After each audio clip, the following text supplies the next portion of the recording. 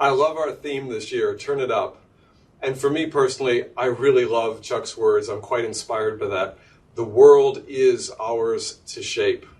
I love that keynote. I hope you did too. And I love that great question that was put to us. How do we connect the next 1 billion people? What a great, wicked problem for us to solve. Now, for all of you that are in English as a second language countries, we're getting some really nice feedback from our colleagues listening in Japan and China and Korea. They're loving the translation.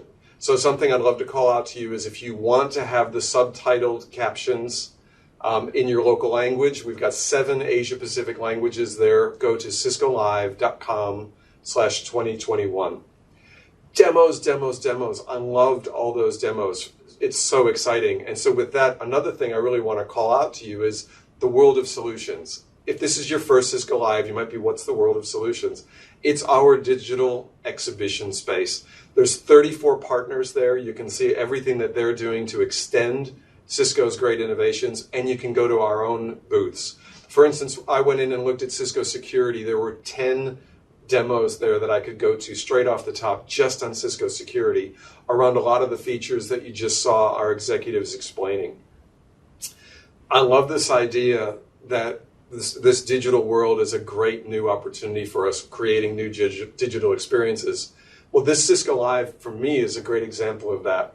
There are over 100,000 of you registered now for Cisco Live. So this is becoming a huge opportunity for you to network as well. And again, if you're in that world of solutions, you can ask questions to hundreds of Cisco experts around those technologies. There's live Q&A, there's WebEx spaces that you can join to look into all of that.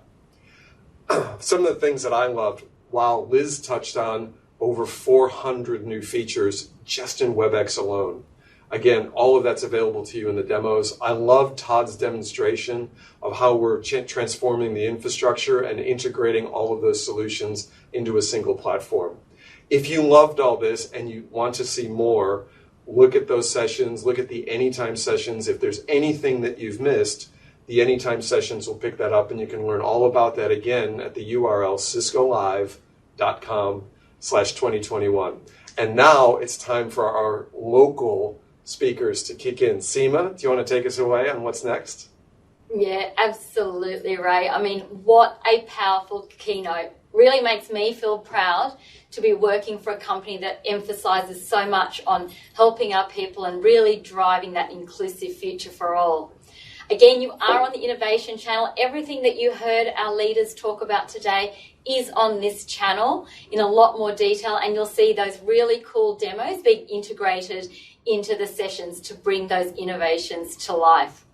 Now, I'm really excited about our next keynote because we are going to go local and we're going to hear from the most authentic and warm-hearted person that I've actually had the pleasure to meet, and that's Dave West, our Cisco president for APJC.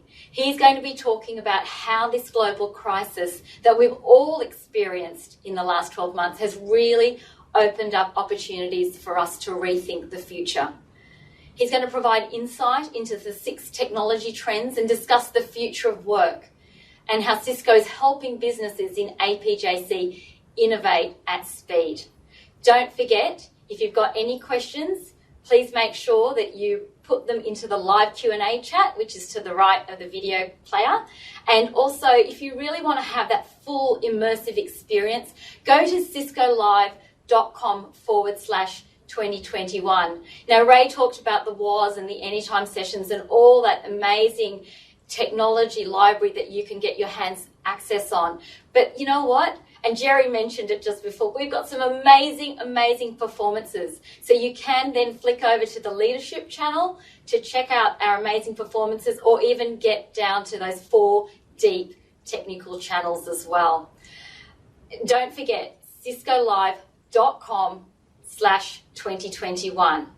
Before we go over to Dave, though, I do want to give a bit of a call out to some of our social media gurus. We've had Ria. Welcome, Ria. She's turning it up. And we've also got Varsha, who's hanging out with Sylvia. Great to see you on our program and on our broadcast. Keep it up because I hope to see you all on the leaderboard. But now, over to you, Dave.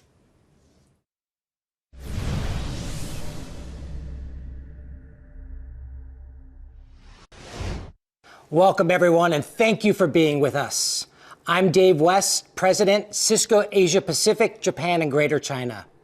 I've been on the job for 65 days now, and it's been an incredible ride already.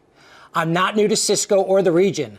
I've lived and worked in Asia for many years, leading Cisco Japan, APJC Technology and Architectures, and was the Chief Technology Officer for Cisco's Worldwide Partner Organization and Worldwide Sales for Enterprise Networking and Security. It's a great honor for me to be leading APJC for Cisco. I am incredibly grateful to have deep relationships with customers across the region, and I look forward to strengthening our partnership with all of you. Before I get into it today, I want to show you a video of a few activities happening across the region. Please roll the video. In a year when the world changed forever, you helped change it for the better. Millions of students were connected right across our region. A new model for this new world. Patients and families came together while safely kept apart. And as our skies fell silent, our home offices took off. Dressing for work had never been so easy. Businesses went to the cloud, automation turning months to days to minutes. Bandwidth demand skyrocketed, and you were there. Cybersecurity became more important than ever. You enabled the lonely to talk with those ready to listen, governments to legislate, doctors to consult, and packages, millions of packages, delivered. There is no going back, no reversing of time. There's only opportunity to be better, to be more inclusive. In a year when so many were so challenged, you were there to help. And we have never been prouder to be there by your side. Cisco, the bridge to possible. What an incredible video. It provides a great testament to the work we are all doing together across the region to help digitize, transform, and evolve business. And what a time we're in together. The pandemic has changed the world forever. The tragedy and the challenges are irrefutable, but the global crisis has opened up an opportunity for all of us to rethink what's possible for the future. This is a time of opportunity, where organizations across all industries can aim to achieve new levels of technology-inspired innovation to drive growth for years to come. The pandemic has made one thing very clear, that what can be delivered digitally must be delivered digitally. Businesses are putting more focus and energy into digital transformation and delivering digital-first services, even those who have been slow or reluctant in the past. 75% of enterprises globally accelerated their digital efforts during the pandemic. 74% of CIOs reported that digital projects that would have normally taken a year to be approved were signed off in just a matter of weeks. We have seen perhaps 5 years, maybe a decade, worth of digital acceleration condensed into just 1 year. It's incredible. As a global community, from business to everyday society, we have cultivated huge amounts of learnings and progress to take forward with us. And what an incredible part of the world to be living and operating in, sharing our learnings at this time of tremendous possibility. The fastest growing, fastest moving, fastest innovating region in the world. Asia is set to become the global economic center of the world within the next decade. We've seen massive waves of economic growth, digitization, and innovation over the past 10 years, and this continues to accelerate. The region makes up 60% of the world's population and has the world's largest internet population. We're home to some of the most digitally advanced nations: China, Japan, South Korea, Singapore. There are 260 plus global unicorns in the region today. The APJC startup culture and investments are thriving. Application download growth is higher here than anywhere else in the world. And we're set to be the largest 5G region by 2025. And we're on track to be the top 50% of global GDP by 2040. How's that for fastest moving, fastest growing, fastest innovating? We just have to keep executing. This huge amount of growth in digitization is reflected in some of the most important technology trends we are seeing right now. Let me highlight 6 of them. And you heard Chuck talk about some of these in his keynote. Adoption of cloud experiences. In some cases, it will be public cloud. In some cases, private cloud. Demand is rising for cloud-native technologies and cloud consumption experiences, regardless of where those services are delivered. Applications are the lifeline of every business. The increasing need of our interactions to be digital require new modern apps, and those apps increasingly rely on complex cloud-native architectures to be developed and deployed more rapidly and at scale.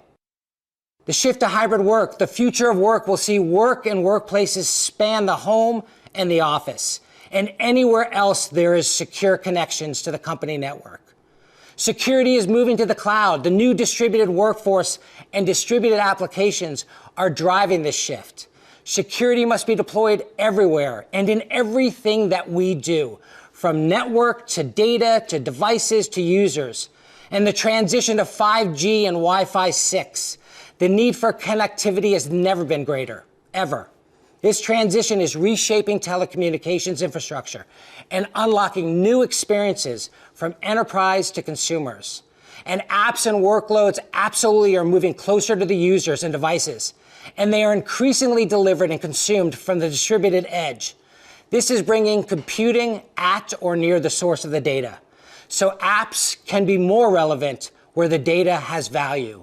The edge brings the cloud to wherever it needs to be. And this new world is a hybrid world. And we are laser focused as a company to help you connect, secure, and automate in a cloud-first world. To build your business agility, resilience, to be ready for today's and tomorrow's biggest challenges. But we know a cloud-only strategy won't meet the future needs of all organizations. Many of you will look to balance infrastructure requirements between on-premise and the cloud. And you'll need to manage a multi-cloud environment for workload optimization, secure connectivity policy, and threat protection and response. We can help. You need strong partners to help you succeed in today's digital world. You need a platform to connect it all together so that you can make it all possible. This is our focus and commitment, to leverage the breadth and the depth of our portfolio to provide you value and differentiation, and provide the platform for your end-to-end digitization, your automation, orchestration, integration, management across cloud and on-prem, pervasive security, zero trust, capabilities at the edge, the future of work, and the internet for the future. We're all in. But it's more than just our technology, our portfolio. It's our people. Experts when you need them. It's about choice, how you consume IT, CapEx, OpEx, as a service offerings. And it's about partnership to help you build your digital strategies through activation and adoption so that you can turn your technology investments into business value faster through outcomes. With technology, people, choice, and partnership in mind, I want to take a moment to talk about the future of work, one of the most pressing priorities for companies right now. And there's a requirement to manage it across distributed workforce and environment. First, let's talk about secure remote work. There will remain an ongoing need to enable an engaging, productive, and secure home office environment. Even when the pandemic is over, we've all learned that mass disruption can happen at any time, and contingencies must be in place for future disruption, in whatever form they take. Plus, research tells us employees prefer this new way of working. A study commissioned by Cisco on Workforce of the Future found that 88% of employees in Asia Pacific favor a blend of office and remote work. And then we have return to office. And this is starting to happen across the region right now. But the new office shouldn't look like the one of the past. It will require the best quality collaboration with integrated security. Almost every meeting will be a hybrid meeting with employees in the office, at home, and on the road. That's why WebEx now has over 50 new features, including things like noise cancellation and real-time translation in over 100 languages. We are adding amazing additions to the virtual experience every day. In addition, the new office needs to be safe, intelligent workplace with capabilities like alerts for staff when conference rooms are reaching capacity. The new office has automation, insights, and artificial intelligence. We are delivering all of this with you. Digital innovation is the bridge to possible in Asia Pacific, Japan, and Greater China. A huge part of our role as a company is enabling and accelerating innovation in the region. And we do this through company digitization and country digitization. This is about much more than positioning technology. It's about the role technology plays in creating benefit for everyone. We're working with business and governments right across the region to drive transformation across all key industries to create better experiences and outcomes for their customers, employees, and citizens. I'll share just a few examples. In Australia, we've partnered with the government, K-12 schools, and universities to expand the digital schools network across the entire country. This will help prepare students for the future with access to digital platforms and learning environments. In ASEAN, we've worked with leading financial institutions to bring the next era of digital banking to life for end customers, as well as transforming the work experience for banking employees. In China, the critical role of technology was made very clear at the onset of the pandemic, when technology transformed mission-critical services. This meant hospitals could deliver services such as remote doctor-patient treatment at the height of uncertainty. In India, the nation has a goal to be a global manufacturing powerhouse. To get there, they need more efficient logistics. We are partnering some of India's largest ports to improve turnaround times, prevent loss of revenue and equipment failure through real-time monitoring, increased efficiency through energy management logistics, and improve employee communications and safety. This will help India move closer to its goal to be a $5 trillion economy by 2025. And in Japan, we've recently announced our collaboration with the Japanese government, which includes mass-scale digitization projects to support an inclusive pandemic recovery. It will fast-track digitization across industries and sectors, including government, education, healthcare, and business. The aim is to build a digitally inclusive society, more resilient economy, and the workforce of the future. The opportunity to drive value through digitization has never been greater. It's how companies, countries, and communities will innovate and thrive in the future. And we will continue to play our part in helping our customers everywhere make this happen. I was lucky enough to catch up with some of our customers just a few days ago to hear how they are thinking about technology and the future. How have the events of the past 12 plus months made you rethink how your organization uses technology? And what will you do differently in the future? These platforms in the past we're seeing mainly as these video conference tools that we will get for meetings, we will get for conversations. Today, they have evolved to a sense of creating communities. And we are able to create a community in which we're able now to invite some senior global leaders to be part of these meetings, things that in the past would not have happened because the simple thing of traveling. So now these platforms have allowed us to really bring know-how, bring knowledge, and bring very unique points of view, even though that we're working from home. We look at technology in the past 12 months from two different lenses. One is how do we keep the culture connected? Harman's got a terrific culture of innovation, teamwork, collaboration, and inclusion, and our ability to move to a very quick hybrid workforce with 30,000 employees around the world and keep the culture connected has been very important to us.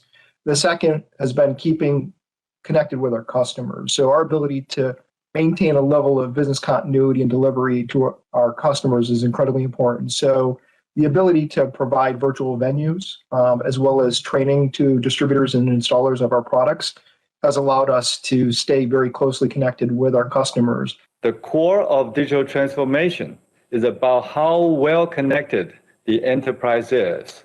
Here, we need to connect all relevant enterprise assets in order to support the ever-demanding requirements of real-time business intelligence. The Foxconn Digital Superhighway Initiative is a major part of our transformation focus and aims to accelerate connectivity within Foxconn.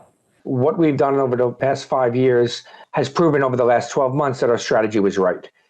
So we did not have to quickly run and prepare any part of our technology to allow for remote capability. All of our employees switched to remote working overnight, no issue at all. The network handled it, everything was fine, which gave us an ability to help the business in any new endeavor they wanted to do, whether it be COVID related, which all of it was.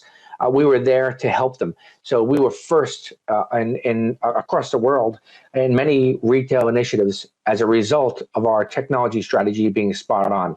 A big part of that was our network strategy with yourselves. Where do you see technology having the most powerful or meaningful impact on your business as you look to the future? Harman and the 30,000 employees around the world have a purpose and a passion to deliver connected experiences in the home, in the car, on the go, and in the workplace. And with the continued evolution of 5G, autonomous, artificial intelligence, cloud, edge, and cybersecurity, we believe all of those areas are going to help us continue to innovate and drive some substantial competitive products, both in the automotive world as well as the consumer audio industries.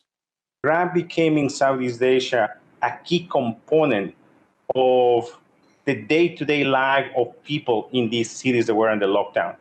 And we used technology, a huge digital transformation process that we already had it in place that it was going to take us about 12 to 13 months. We turned around and that digital transformation, we did it in 4 weeks. We are making sure that the community in Southeast Asia is having a better life even through this pandemic. Even from the perspective, just recently, we vaccinated over 17,000 drivers in Indonesia. And we use our platform to let them know that now we have this capacity so they could come and get vaccinated. At the same time, using our platform, our digital, or what we call our super app, we were able to help governments to move healthcare workers, the first responders, to help in the hospitals and take them back to their homes. So for us, is this capacity of having these platforms that we'll be using for ride-hailing. Fairly quickly, we transform them into no ride-hailing, but how do we service in a digital way to our community. Can you share an example or talk a bit about how Cisco has helped your organization at any time to solve a challenge or create better business outcomes through our technology? In video conferencing, we went from 300,000 minutes a month to 1.7 million minutes a month. So that's tremendous. When you look at the simplicity, the scalability, the security of the products, both from a unified collaboration and communication perspective, but also with the software-defined wide area networks, the security that we implemented around virtual private networks, multi-factor authentication, and also network access controls. All of those things coupled together have made it simpler, smarter, scalable, and secure for our 30,000 employees all over the world. I would point to the stability first and foremost. And that is not just the Cisco brand, but AppDynamics has played a huge part in what we do in problem solving and prediction of potential issues. Cisco has been with us since day one on my journey here as in my new role.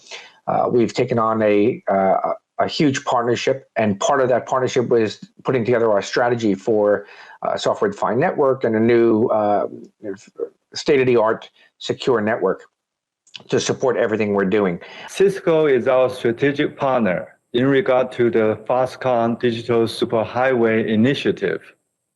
We are partnering in many areas, For example, the next generation of network infrastructure, cybersecurity protection, intelligent operation automation, and the stealth detection of abnormal behavior. We will continue leveraging Cisco's technologies and know-how to accelerate the pace of digital transformation within Foxconn. We know you're facing critical challenges that need to be met, and we are here to help you do it, to rethink the future, to meet your most important challenges, and to help you create your most important opportunities, to reimagine your applications, empower your teams, transform your infrastructure, and secure your data, to help you drive digital innovation so you can thrive today and in the future, and to partner with you for the whole journey. Thank you again for being here with us and for your trust in Cisco. And please enjoy Cisco Live.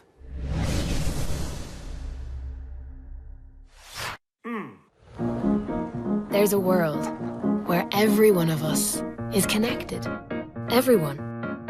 Everywhere. Where everyone is included.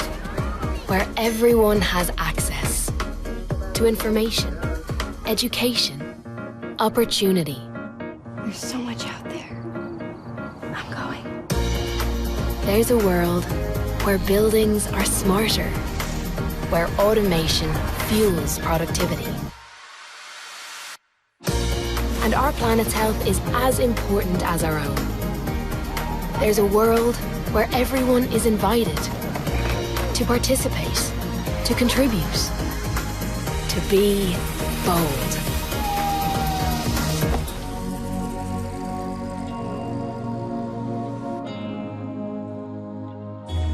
When everyone and everything is connected, that's really beautiful.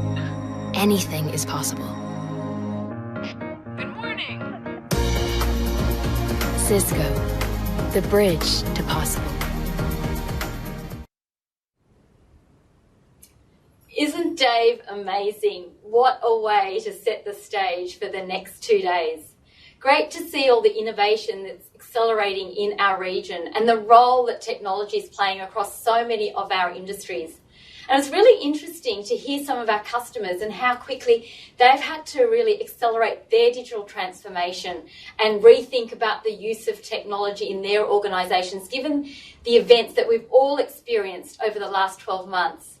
Now, if you want to go deeper into anything that he talked about, particularly towards the end of his session, you can upgrade your pass to an all-access pass.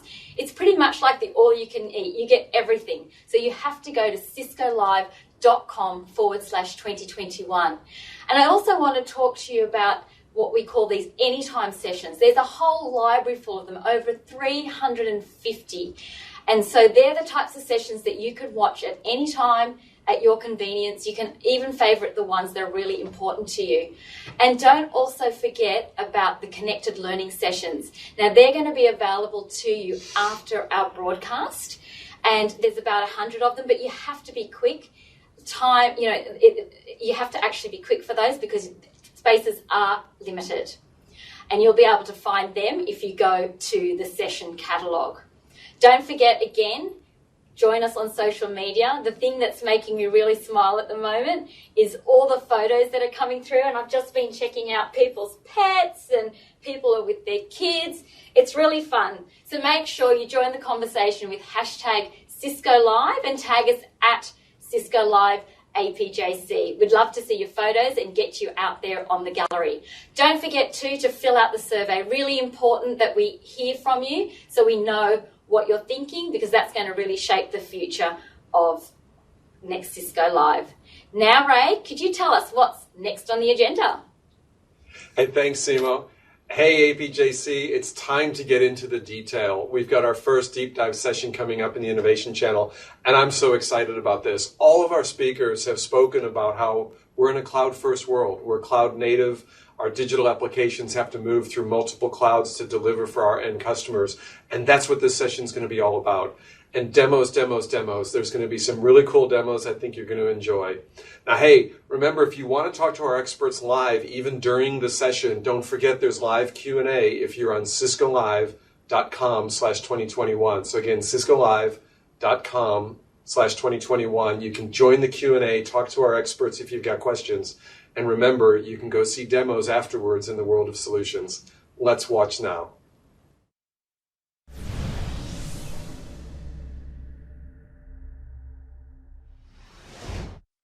Welcome again to Cisco Live. This is an opportunity for us to have a good time with you and to take you a little bit deeper in this innovation talk. This is SASE as well as Network as a Service. I hope you enjoyed the keynote. We are very excited about taking you through this session today. I'm James. I am here with G, and we've had some exciting times. So 2021, we're extremely excited about as well. As you all know, 2020 took an impact on us all around the world.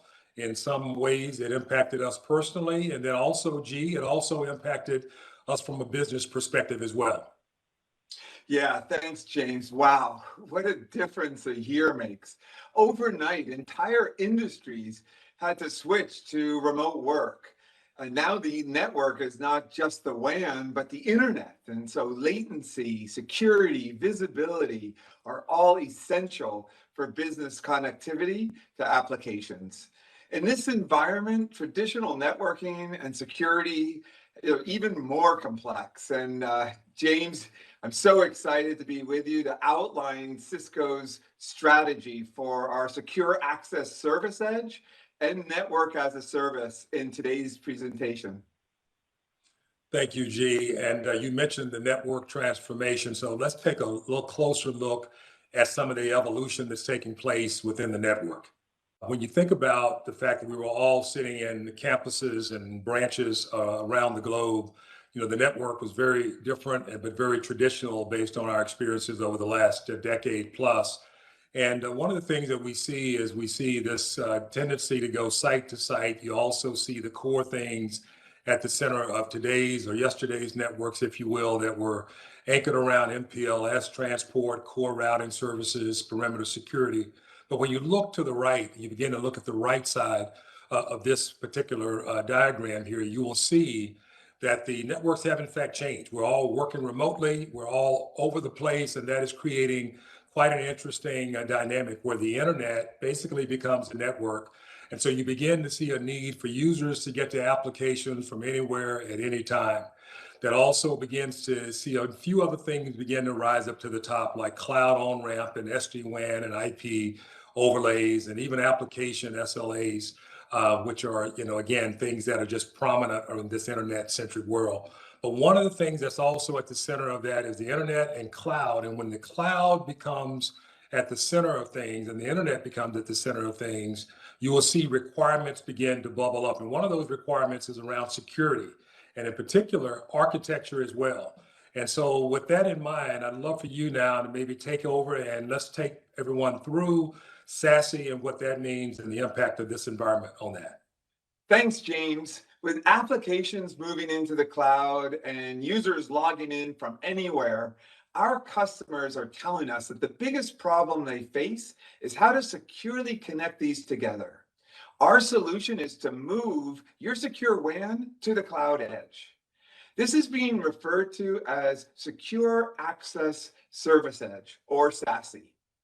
SASE brings together security, networking, and visibility into one place, instead of siloed point solutions you've experienced historically.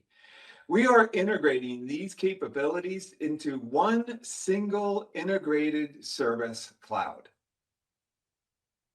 By doing this, we'll be able to better solve the problems that you face today. We can lower costs with higher productivity. We can radically simplify your operations, allowing you to focus on the high value objectives, the business objectives you have, and truly leverage your cloud migration. We can also better collaborate between the NetOps folks and the security operations teams with more operational consistency, producing faster time to value. And finally, improving your network and security with complete end-to-end visibility and control. For more than 3 decades, Cisco has created the market-leading network technologies that you all depend on. For over a decade, we have brought you cloud-native security services. And for the first time, we're bringing these core building blocks together. And even more recently, we bring in zero trust and end-to-end visibility. Now we are making it easier than ever with our new SASE bundle that allows you to transition to a single subscription service in the future. We recognize that everyone is at a unique point in their SASE journey, and we can bridge your solution to wherever you are in your journey. Whether you're looking to on-ramp traffic into the cloud, securely connect remote workers, or security from on-prem into the cloud, we can help. So let's see how this works. We're taking the entire WAN and security stacks together, providing a single cloud edge, enabling you to deliver seamless, secure access to any application on any user's network. By moving the secure WAN into the cloud, and not just a few features here and there, we're able to increase the performance. We can dynamically select the best path across the SD-WAN fabric, including providing high quality of service, optimizing SaaS applications, driving efficiency in the middle mile, and more. And the security side, we've already brought together firewalls, secure web gateways, DNS security, and CASB in Cisco umbrella. And now at Cisco Live, we're announcing the availability of data loss protection and remote browser isolation. And we'll be expanding to include workload security. JT Clay, one of our technical marketing engineers, is going to walk us through a quick demo of how easy it is to get up and running with Meraki and Umbrella integrated together. Thank you so much, G, and hello everyone. We're going to give you a sneak peek at what we're working on for Cloud On-Ramp to extend your Meraki SD-WAN Auto VPN to Umbrella SIG in the Meraki dashboard. This is using the Umbrella SIG connector. Our remote sites have already been configured as VPN spokes, so we're ready to start the on-ramp process. Here you can see we're at the Cloud On-Ramp screen, and this is found by navigating to the Umbrella SD-WAN connector under your organization settings. Once there, we'll click the Connect Umbrella SIG, and we're presented with a form where we will input our Umbrella API key, secret, and organization. Once we've filled out this form, we can then click Submit, and we'll see that the button changes from Connect to Deploy Umbrella SIG. Once we've clicked the deploy button, we'll then need to supply a name for our connector.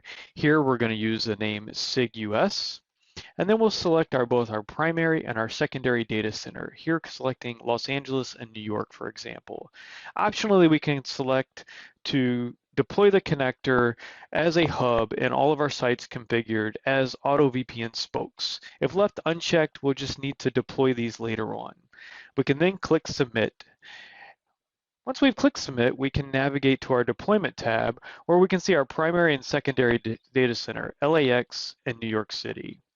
We can then navigate to our Organizational Overview page, where we'll see 2 new networks that have names that correspond to the 2 Umbrella data centers that we have selected. From there, we can look at our Umbrella dashboard and navigate to our network tunnels, and we'll see 2 new tunnels that have been created with names that correspond to the serial number of the connectors that we have deployed in the Meraki dashboard. Now that we've deployed these tunnels, we can now apply a policy to the tunnel and start securing this tunnel traffic. Back to you, G. Thanks, JT. That is amazing. No other vendor offers the breadth of assets and the expertise across networking and security for both on-prem and in the cloud. With Talos Intelligence, we provide the industry's most comprehensive threat prevention in real time, giving you market-leading protection. And we're building a service that securely connects users, networks, applications, all together, everything in between. No matter where you are in your cloud journey, we enable you to evolve your architecture at your own pace. We ensure that your investments are future-proof, but we're not stopping at SASE. To talk about that, James is coming back right after this short video.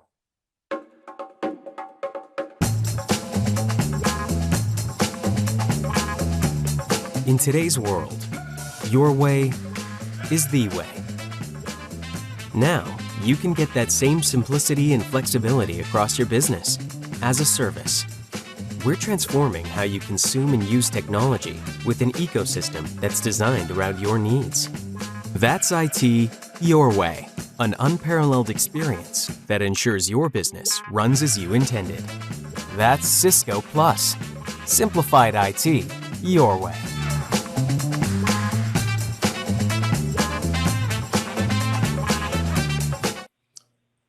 Hopefully you are energized by that video.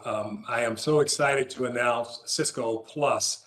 Cisco Plus is the brand for Cisco and partner certified as a service offers. It gives us an opportunity to be able to take products and move those products into complete solutions to deliver really specific outcomes and unparalleled experiences.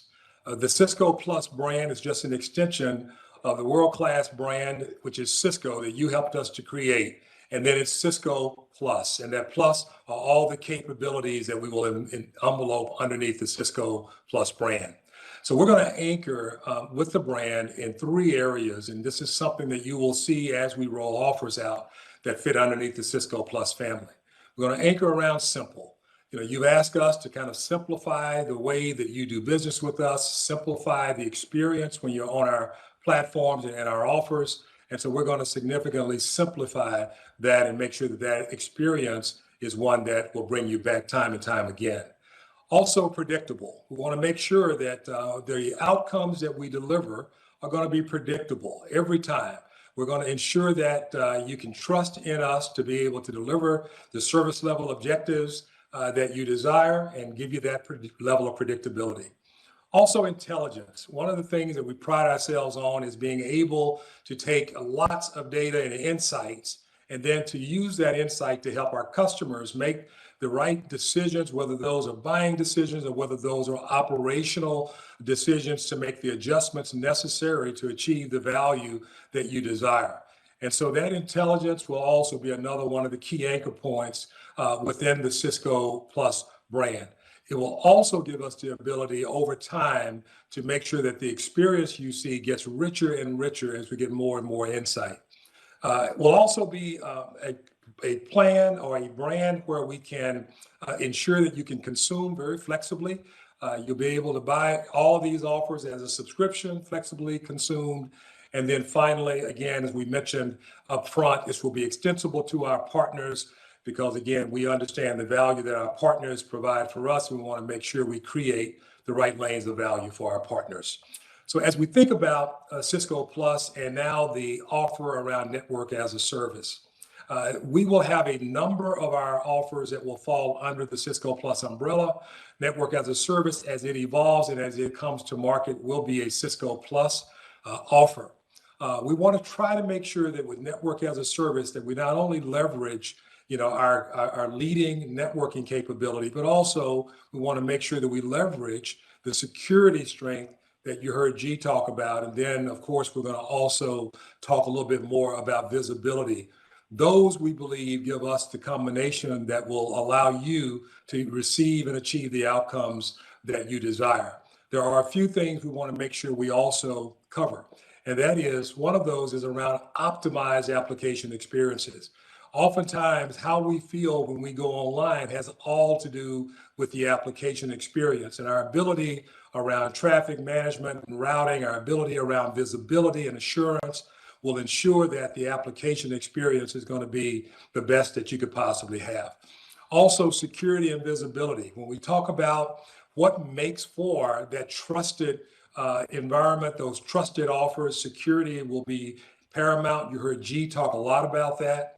Visibility is another area that we have a leading portfolio powered by Thousand Eyes, and you will hear more about that as we kind of move into a little bit of a deeper look. But we believe that networking, security, and visibility give us a leading solutions in the network as a service space that you can leverage to get all the outcomes you deserve. Also, future-proof investment. One of the things that you've always asked us to do is to make sure that if you make investments, you've got the right bridge forward. You heard G mention this as well. But we will ensure that if you buy a SASE bundle today, that you will have a very favorable treatment bridging you into the future network as a service offer as well. We want to make sure that we continue to protect your investment. What I would like to do now is maybe go to the next one, and let's take a little bit of a deeper look. This is the architecture slide that G had also talked about. He focused a lot on the left-hand side, which is security. I'm going to talk a little bit about the right-hand side here, which is our core strength in networking. And then I want to zero in a little bit on the network as a service platform, because this is going to be key to how we differentiate and going to be key to how we rapidly move through our portfolio of offers and deliver you a continuous stream of value. So the platform itself is going to have some key capabilities. And what's cool about this is that it will give us the ability to build these capabilities once. And then when we bring new technologies and new capabilities into the portfolio, then these will already be there and they'll simply be extensible throughout the new capabilities. So what does that mean? That means that the speed at which we will be able to build offers on top of the platform are going to be unmatched. And that is going to be key. It also means that we take a lot of our leading innovations and we move that into the network as a service platform. So we're going to have API extensibility, which will create, lots of lanes of value for partners and also for other technologies that we want to incorporate into the platform. This policy engine, that means that we will have the ability to automatically distribute policy, cross-domain, across the full fabric as we need. And that's going to be something that will also simplify significantly your operational challenges.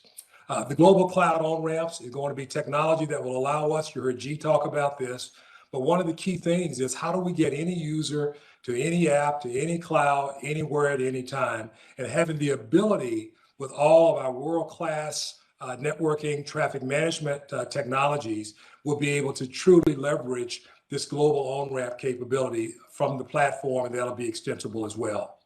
In the area of ML and AI, this is an area we've done a lot of work in. We're going to talk about how that kind of plays hand in hand with our observability as well. But one of the things we're going to do is we're going to continue to evolve, and later you will see some predictive technology that continue to elevate the experience that you're going to have with the NAS platform. We also have health monitoring. Really key in cloud environments is to be able to have that always on ability to monitor the health and to assure that everything is functioning as it has been designed. Observability, this is something that we really believe in, and we believe that it is a must-have if you're going to have a SASE architecture, network as a service platform. You must have observability. We're very pleased and fortunate to have Thousand Eyes be a key part of our portfolio, and it will be one of the key technologies that you will see in our network as a service platform. And then finally, we also have here the self-serve portal. We know that everyone has different ways that they want to experience the platform and our offers, and one of those is through a self-service portal, and that capability will also be made available, through the cloud platform, and that will be certainly something that not only our customers but also our partners can take advantage of. And so this is kind of a look beneath the surface, if you will, at the architecture level. And one of the things I would love for you to be able to see now is a more simplistic view of what this really looks like through a demonstration. And I would like to ask Yarden Harev, who is one of our technical marketing engineers, to come and to give you a sense of not only the simplicity of what the offer could look like as we evolve it and we deliver it down the road, but also the power in the simplicity. And so with that, I want to turn it over to Yarden. Thank you, James. With the Cisco WAN as a service, we will interconnect any user to any application. That user could be working from home, working from the branch, or they could be on the road.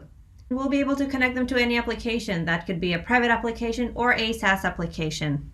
It's built on top of the Cisco Cloud, which is a network of global points of presence that was built and is optimized to carry customer traffic in a secure way that is powered by Cisco Umbrella Security. All of that is served in a single unified subscription, allowing customers to scale up and scale down as they need in a very flexible way. With the Cisco Secure WAN as a Service, we not only interconnect all those different entities to each other, but we also give you a very simplified, single pane view into everything that's connected to your network, whether those are remote users working from home, sites, either Meraki or Viptela, web traffic, and private or public apps, together with a broader view of the uptime of the Cisco Cloud and the amount of threats that were blocked by our service. With the Cisco Secure WAN as a Service, we also want to give you simplified management of your network across your user sites and applications. And this is really the goal in this overview page here. We really care about you seeing how well are your users connected to applications, and whether that is seeing how many users are online, what is the state of connectivity of your sites, how many threats were blocked, or how well your applications are performing. You'll be able to see all you need in this page with a very simple drill down into the things that you care about as an administrator. So as I go to the policy page here on top of the screen, I can very easily see what policies are applied and which identities they are applied to. So I can apply the same policy to Viptela sites, to Meraki sites, and to remote users in a single click. I hope this helps you understand how the Cisco Secure WAN as a Service could help you in the future, so stay tuned for more details. And James, back to you. Thank you, Yarden. I really appreciate you going through that, and hopefully that gave you a sense of not only the simplicity, but also the power of looking at those use cases, use cases where you begin to see the flexibility of the connectivity. You begin to see that holistic policy distribution as well around policy management. And so hopefully that was perfect for letting you know that even though there's a lot of value and technology beneath the surface, we've got a really smooth, simple, predictable, intelligent platform that you'll be able to experience. And so now this kind of brings us to the end of our journey here, hopefully through the lens that G presented on SASE, walking us through the SASE journey. What I presented to you around network as a service, giving you the opportunity to see where we're going and what we're going to be delivering to you down the road. You got a chance to see and experience what the power of networking, security, and observability is going to mean. And you also got a chance to see the Cisco Plus brand for our as a service offers, which is going to deliver a trusted degree of outcomes and experiences for you. I know your journey in Cisco Live is not over, but what we want to make sure you do is you see on the screen here some resources that you can also click to get more insights around SASE and Cisco Plus brand.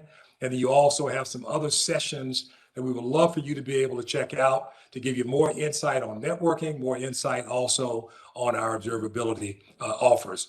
So with that, I want to just thank you again for the trust you place in Cisco. We thank you so much for attending this session and for attending Cisco Live. And we hope that the rest of your Cisco Live journey is a great one. Thank you.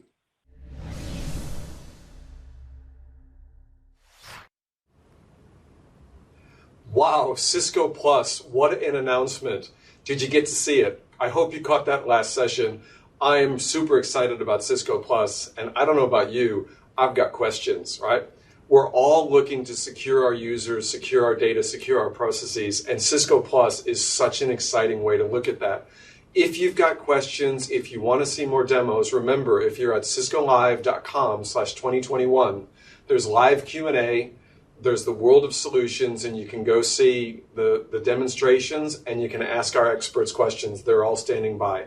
So, hey, big call out to the first timers. Don't be shy. Get in there with your Q&A. We'd love to respond to you. Now, there's another great way you can connect with the experts. Hey, Seema, do you want to tell us about the gateway? Oh, I would absolutely love to, Ray. It is firstly an amazing, amazing program. So if you want to continue the conversation after Cisco Live is over, then you can join this inclusive customer community. There's over 17,000 members who are passionate about Cisco technology, as I'm sure you all are. And it's your chance and opportunity to build powerful connections, speak to top experts in your field, and have that direct gateway into Cisco and all our resources. So to join, you can visit cisco.com/go/the gateway, but that's very complicated. Ray did tell me if you go down to the bottom of the page, of the homepage, you'll be able to find it there. So now we're going to take a dance party break. Over to you. Somewhere out there, some really smart people are having a great conversation about the very latest. The latest analytics tools, the latest breakthrough in AI and machine learning, and you want to listen in? Cisco Champion Radio, a podcast by technologists for technologists. Today's campus environments rely on an ever-complex web of digital services reaching across the global internet. Every day, users access externally hosted applications, cloud services, and multiple ISPs over hundreds of networks. But with no visibility over these networks and applications, it can take hours or even days to locate and fix problems. Problems that directly impact your service outcomes. Ensuring service delivery on campus requires visibility off campus, end-to-end, from switch to SaaS and everything in between. That visibility has arrived.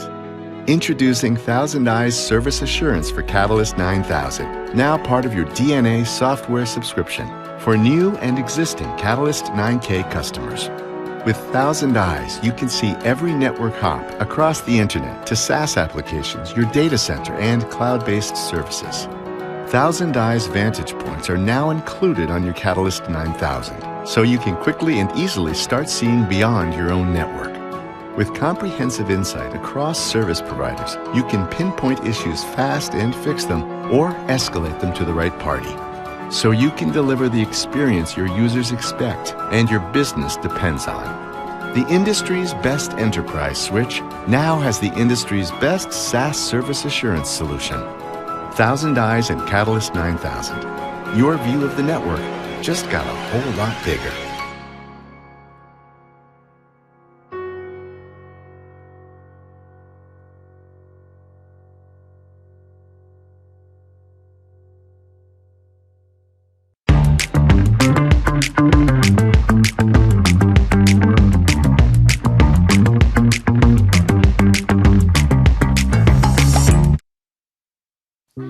All right, here we go. It's another dance set. This one, it's sponsored by Intel. Let's go. Let's have some fun. Let's turn it up.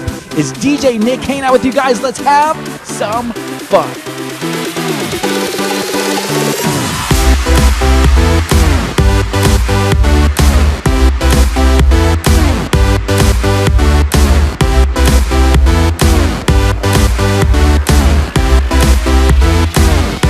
Now, I know you guys can have a little bit of fun while you're at home, right? So get up, wave your hands back and forth. Nobody's watching you. I know I've done it with you guys in Vegas.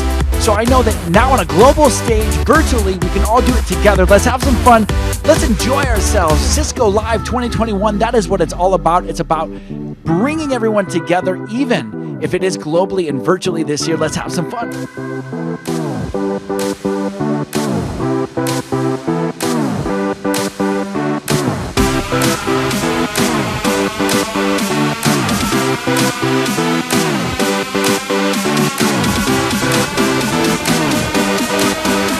Now here's a good build up. Here's a good build up. 1, 2, 3, let's go!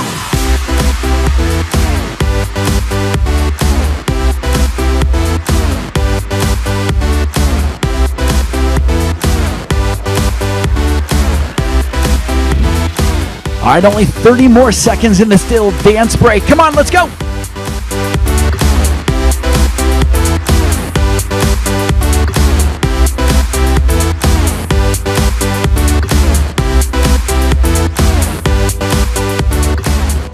Once again, a huge shout out to our sponsor of this dance break, Intel. Thank you so much.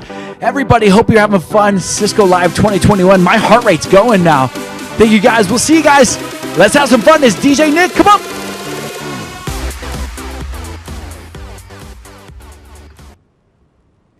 Welcome back, everyone. Hope you all had a lot of fun and got some chances to stretch your legs and have a bit of a dance. I certainly did. Well, our next session is all about the Internet of the future and the amazing groundbreaking innovations that we've had in silicon and optics that enable us to deliver routed optical networks at massive speed. You'll get to hear 3 customer case studies from Azure, Lumen, and Smart. So many and all of their challenges. So hope you enjoy the session and we'll see you real soon.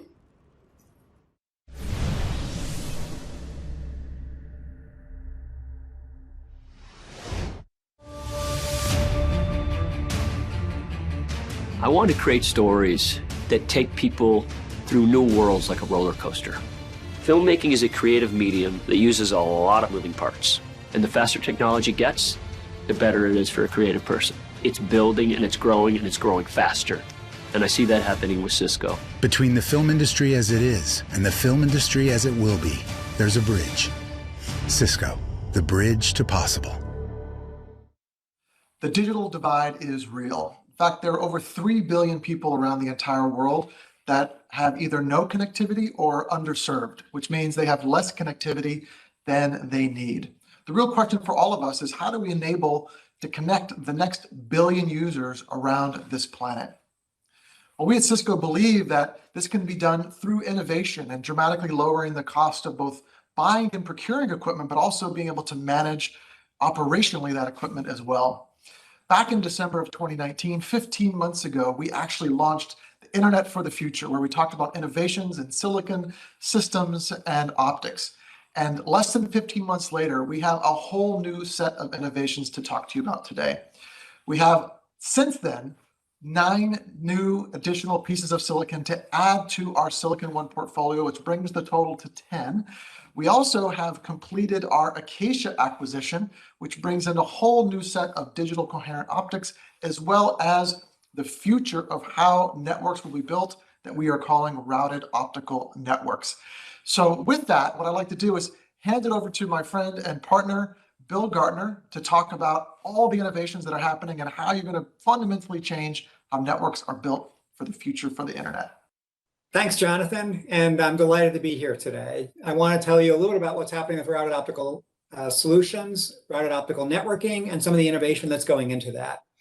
Traditionally, networks have been deployed with at least 2 and sometimes 3 distinct layers: an IP layer for packet services, an OTN layer for private line and OTN services, and an optical layer that really efficiently manages the capacity on the fiber. But that also included ROADMs that were used to bypass routers that were considered to be the most precious resource in the network. There were good economic reasons for doing this 10 years ago, but it led to significant complexity with separate control planes, separate data planes, separate planning and operations, and separate product life cycles. This multi-layer architecture led to really significant operations complexity with separate management solutions for the IP domain, separate management solutions for the optical and OTN domain, and no way to really optimize things between those layers. Now, as we look at the network economics, what we know is that the interconnect of those layers is where there's significant cost. That optics interconnect is something that we have to figure out either how to reduce the cost or change the architecture to eliminate that cost. In 2019, Cisco acquired Luxtera, and Luxtera has developed an industry-leading silicon photonics platform. They really delivered on the promise of silicon photonics, which is to leverage the semiconductor industry and its manufacturing processes to achieve scale in the manufacturing of short-reach optics that are used in data center and telco applications. More recently, we were thrilled to close the acquisition of Acacia. Acacia's coherent portfolio has applications outside the data center in things like metro, long haul, and subsea applications. But one of the key innovations that Acacia brings is in delivering coherent pluggables that replace the need for chassis-based transponders in many applications. This enables a massive architectural simplification. Additionally, these pluggables allow us to capitalize on some recent trends towards open systems.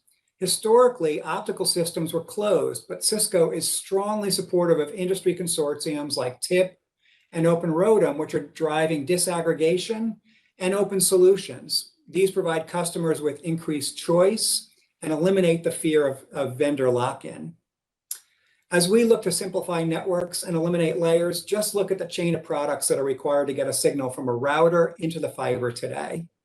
A router port has a short reach optic that connects to a fiber jumper, that connects to a short reach optic that is part of a transponder sitting in a chassis, that then has a long reach optic that finally connects to a ROADM that delivers the signal onto the fiber. As we delayer the network and leverage some of the newer routing and optics technologies, we can eliminate many of these interconnects, simplifying operations and significantly reducing cost, space, and power.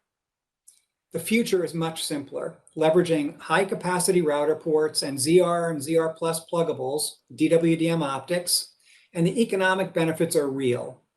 CapEx savings arise from the elimination of discrete optics and systems, and OpEx savings arise from reduced power and space and overall simplification of operations. We'd be happy to engage you directly to see how you might be able to take advantage of some of these innovations to drive benefits in your network. Now, Kevin is going to speak about innovation in mass scale routing. Thanks, Bill. To take advantage of routed optical networking, we've had to revamp our entire mass scale portfolio. So whether it's the NCS portfolio in access and aggregation, the ASR 9K in the edge, or the Cisco 8000 in the core, we've rebuilt the entire portfolio to enable ZR and ZR+ optics, and we leverage iOS XR from end to end to enable us to deliver seamless services across this network. We enable protocols like segment routing and EVPN to really enhance the services that our customers can offer. Segment routing's been around for almost a decade now, and we're enhancing and enriching that network stack, allowing our customers to do things like advanced performance monitoring across the routed optical network, circuit-style segment routing policies, and even point-to-multipoint technologies to enable services to run across segment routing that could never run before. Then we can enable services with EVPN, enabling better service resiliency and point-to-multipoint service delivery with technologies like eTree. Once we build that network infrastructure, we have to automate it. And so our focus is to deliver visibility, action, and insights across the network in an inherently software-defined and autonomous infrastructure. We leverage cloud-enhanced technologies to scale, and we can deliver across multi-vendors and across multi-domains. And then lastly, we have to make sure that whatever we deliver is scalable and adaptive to whatever our customers need. Back to you, Jonathan. Thank you, Kevin and Bill, for just a phenomenal tour through all the great innovations that the team has been coming up with around silicon, systems, optics, and software. I could not be more excited about the transition of network architectures, really the first major transition in over 30 years. So let's now hear directly from our customers on their thoughts on routed optical networks. So when we talk about mass scale infrastructure, Microsoft is building some of the largest networks in the world. What are some of the challenges that you see as you scale out a network like that? Well, job number one for us is reliability. The customers who home their online services on things like Microsoft Azure depend on us for all the traffic flowing through their services. So we have to build networks that are fully redundant. Our software has to maintain those networks running at high quality, and they have to be really big. As you mentioned, Microsoft runs one of the largest clouds. That means that scaling up, being able to continuously add capacity to our network, even while we're in full production, is a critically important thing. Another thing we worry about is power and cost. We have to make sure that as our networks get bigger and bigger, they actually leave enough power for the servers in our data centers and aren't consuming too much of that footprint. We also, of course, worry about cost because the premise of the cloud is that we can build a very large shared cost-optimized infrastructure, which then we can virtualize so that each of our customers can have exactly the private data center, the private virtual networks that they want to see at low cost. So as we see this continued network growth, we see silicon and optics as being critical technology components in these infrastructures. How does this influence how Microsoft thinks about their network as you move from 100 gig to 400 gig and beyond? Okay, great question. Again, we continue to see ourselves adopting new technology as soon as it becomes available. We're working with the industry to actually make sure that the technologies we need to improve the data centers become available. Types of things that we worry about there is making sure that we can collect all of the components of our system into a single well-managed network. Part of that, making sure that we have technologies like 400G, 400ZR optics available at low cost and high quality, and then we can manage them using the same software. In our case, that's Sonic. We're looking to take the software for open networking in the cloud and deploy it across all of our systems, from our smallest single ASIC pizza box router to the various largest chassis and wide area network devices that we use. And that includes all of our optical line systems as well. Microsoft's definitely leading the industry when you look at open systems and things like Sonic. What are some of the values of Sonic when you look at how we're partnering on Azure? Well, so Sonic's been a critical technology for us at getting high quality and reliability out of our network. What we found is that by being able to run a single open sourced network operating system on all of our switches, we get battle hardened, battle tested code that we know is working across all these roles. The more customers begin using Sonic, the more testing that software gets, and the more availability everyone using it in the network can receive. It also makes it easiest for us to roll out new features and capabilities and tie our network devices directly into our network management platforms so that we can manage our network devices the same way we manage our servers. As usual, thanks a lot for the time. We really appreciate it. Thanks a lot, Dave. Thanks again for having me. Hey, Rob, thanks very much for joining today. Really happy that you're able to join us for this session. And we wanted to just get your thoughts on a few things. So starting out as a network provider, what are some of the important business objectives that you have in creating the future? Yeah, and thanks, Bill. At Lumen, we're really energized around furthering human progress through technology. And we want to be an enabler. We want to provide a platform that opens up innovation and creativity for our customers. We want to offer that full solution so that customers can focus less on how to put together all the network components and really focus more on their innovation and the amazing things that they can do. For Lumen, it's really about establishing this hybrid cloud embedded with security and dynamic networking, and then provide it all really in this digital experience that allow our customers to interact with it and control it how they like. Great. So what are some of the challenges you have to deal with as a network provider in delivering on that vision? Yeah, our objective is to provide 5 milliseconds connectivity into that platform for our customers. So it will be distributed. The good news is that we have a pretty extensive fiber and network footprint to achieve that level of performance. Now, providing consistent features and capabilities across that full footprint is a little more challenging given the different generations of kit that we have deployed, different ecosystems that interact with them. That's complexity that we can't transfer on and make transparent to our customers in this digital experience. It needs to be a simple and consistent offering. Our customers interact with it the same way wherever they're located, wherever they need it. So yeah, as a network guy, that can be challenging to create that consistent experience and make it manageable for operations. Scale of these networks continues to be a challenge. Scale presents itself in different ways in different segments of the network, but growth of the internet has continued to impress me, and I don't anticipate seeing that slow down with so much focus that we have on closing this digital divide, over the top services, 5G, others.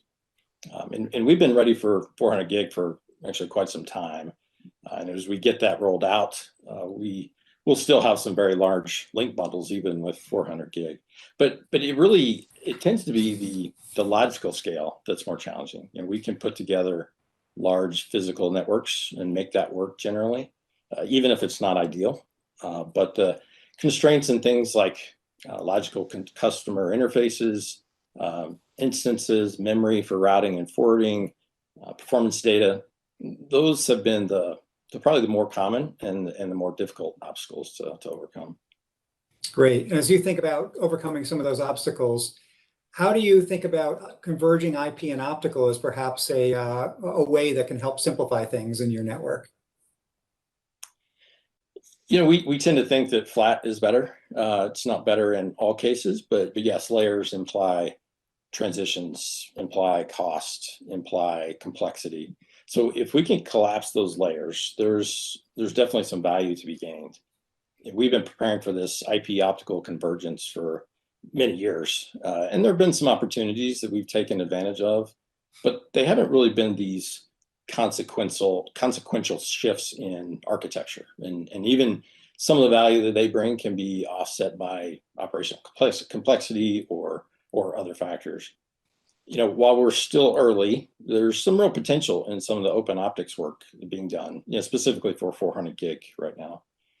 For IP traffic across our backbone, optical gear really still dominates the cost equation. So these developments around open optics, they're really intriguing if it can, radically change that cost structure, which we think it may. So you'll have fewer network transitions, fewer points of failure. You'll have the economic benefits, and those things I think are mostly given. How we effectively manage such a network is still an open question, I think. But if we can solve that, and I suspect we will, this could be a real inflection point in the path to convergence. Great. Well, we certainly share your view on that. Rob, thanks very much for joining us. Yeah, thank you, Bill. Appreciate it. Jorn, thanks so much for being here with us today. Just a few questions we'd like your thoughts on. So as a network provider, what are some of the important business objectives you have in creating the future? Yeah, first of all, Bill, thank you for having me. It's always fun to talk about these things. So I think the business objective have been largely influenced by the last year, this massive pandemic, which basically changed the life of our customers. Therefore, much more than ever before, connectivity has become a basic need. Even more, it's a question of survival, because people don't have a job if they are not connected here in the Philippines. So it's not only a question of survival for our people, but also for the economy, because if people have no job, the economy will be influenced. Now, most important for customers, whether consumer or enterprises, is actually reliability. They want to be sure, regardless at what time of day they access their service, it is always of the same kind of performance. So reliability comes before speed. And that's something I think we have to put more focus on. And for enterprise customers, I can only say the move to the cloud has accelerated, I think, by an order of magnitude. Everything is moving online. That's the only thing, the only way to survive for many SMEs. SD-WAN is going through the roof, and also the need for security related to all this online stuff, right? And 5G comes just at the right point in time, because it gives us more capabilities to connect people at higher performance and more speed. Great. So as you think about some of those objectives, what are some of the challenges you face as it relates to the network? We were discussing this over the last years, also with you guys, that. And I think we had to overcome a number of paradigms.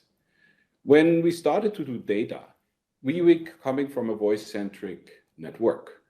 And congestion in a voice-centric network is part of the architecture. You can accept that in a busy hour, you get a busy tone, you dial again.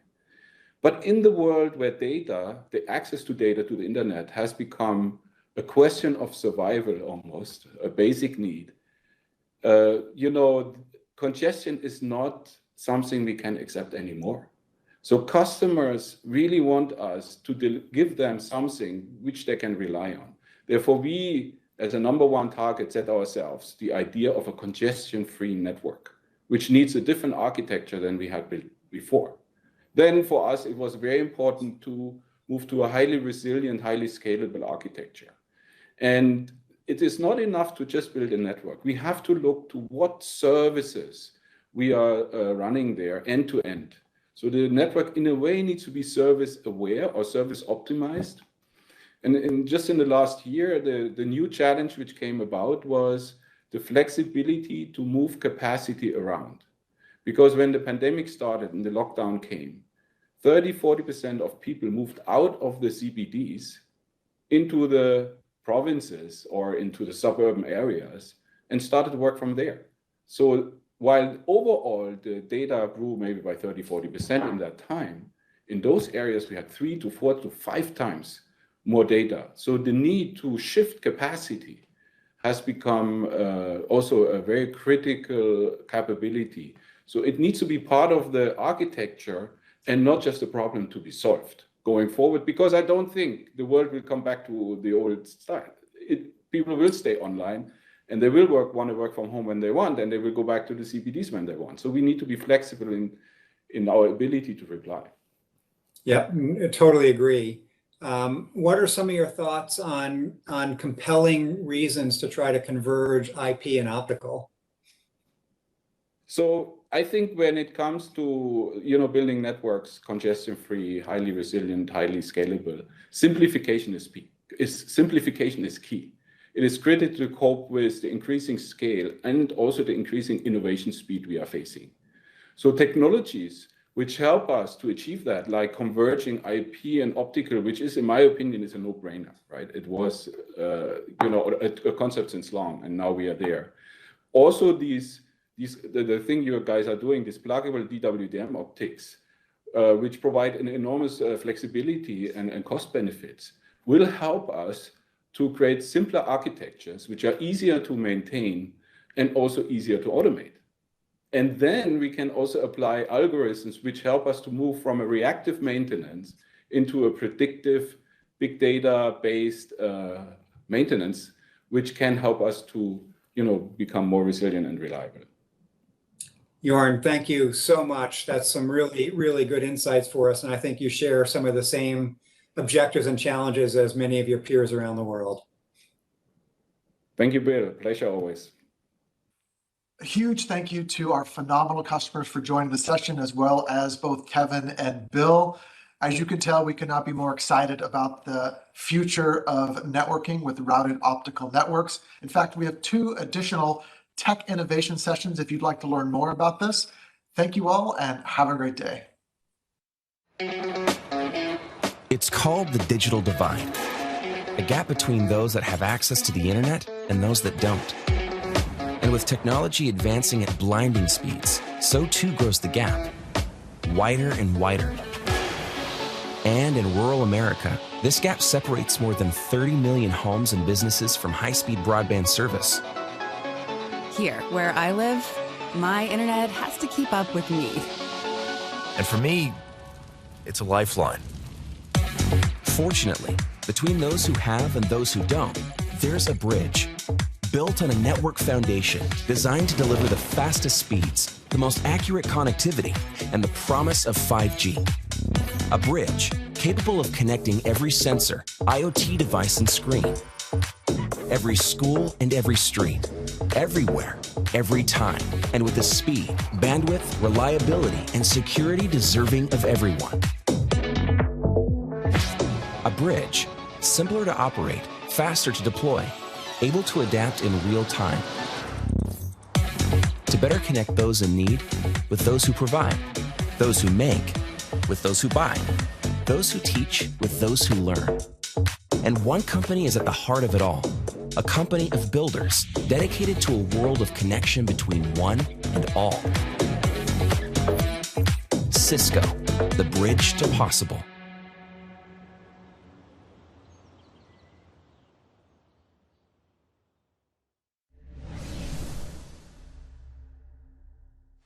Session. Amazing to see how innovation in silicon and optics is really critical to the transformation of our networks.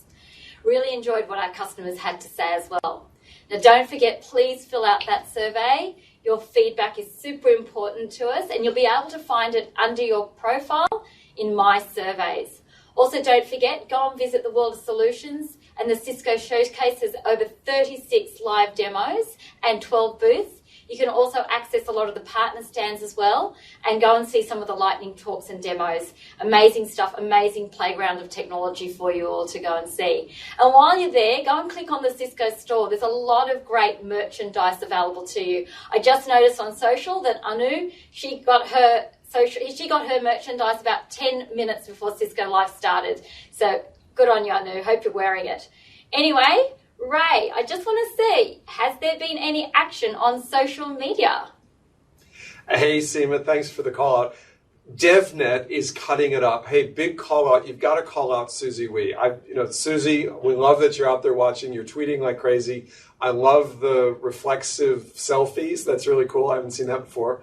And hey, if you don't know what DevNet is, everybody, definitely have a check on it. It's about being able to be a network developer and the configurability of our network. So DevNet, always a really popular booth at Cisco Live. It's in our world of solutions. Now it's time to actually watch one of our customers. I love this customer story. It's based here in Australia. It's about a small group of really passionate IT professionals, only 3 of them, who were really keen to build a secure environment for a really critical brand. And this brand, everything that they do is actually based on trust. I don't want to steal the thunder. Let's go and watch the Salvation Army. $18 a day. That's the average spending money for thousands of people who come to the Salvation Army seeking help. Through our 150 years of mission delivery at Grassroots, we've been able to build our significant trust with our supporters and also the people who we serve. Trust is gold to the Salvation Army. The Salvation Army is faced with the challenge of digital transformation, and it's important for our donors and also for the people we serve that we have strong security and that we protect all that data. When I came on board, there was 10,000 staff, around 2,000 sites, multiple data centres. For my team of 3 people, our mission was to reduce that complexity, bring in simplicity wherever we could. And to do that, we needed a force multiplier. And for us, that was Cisco. We worked together to develop a roadmap that we could reduce this complexity in these different products and bring it all into the one ecosystem controlled by Cisco Threat Response. The advantage of the Cisco technology is it comes under the SecureX Threat Response dashboard that talks to these different products: email, web, endpoint, and cloud security, and allows you to have that complete visibility in one place. With this technology now deployed, it was amazing how we could then see the events happening across the network and respond to them in real time and get that actionable intelligence. Firstly, we have a sense of relief that security is there. And that's why we need partners like Cisco who are experts in this area. We know that whatever the circumstances that people face, the Salvation Army is well positioned to hear it, to see, and to respond to the mission. And it's all built upon trust.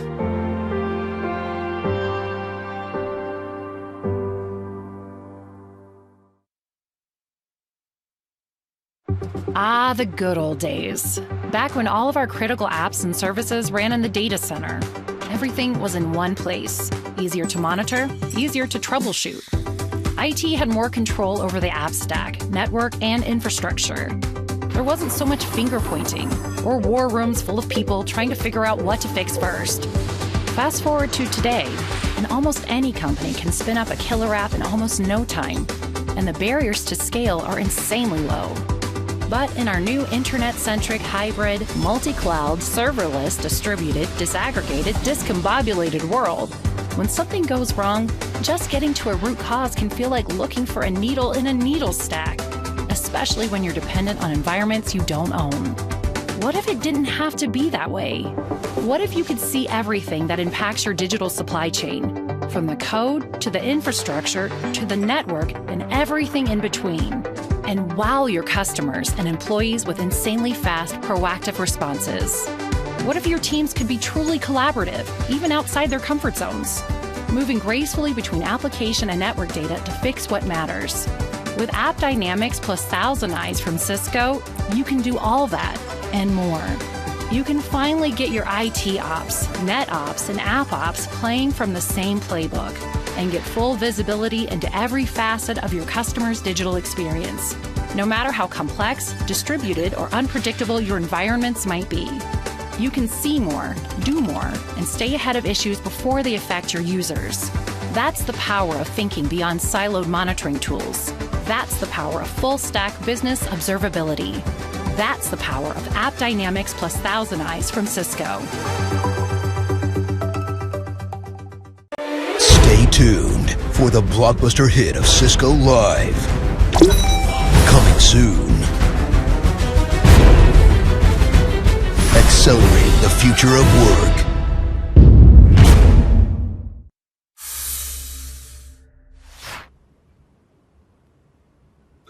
I love AppDynamics and Thousand Eyes and how they work together. If you love those two quick videos around how they work, go to the World of Solutions, and there's literally a booth about the application experience. Now it's time to hear from Mike Walsh. Mike is a futurist, and I love his authenticity in this video. He shares how difficult it is to be a futurist in the middle of a pandemic. And he's got 3 rules for how we can rethink how our world is accelerating. And these 3 rules, they really gave me a new insight to how I think about my life and my family's life. So I hope that you enjoy this session with Mike.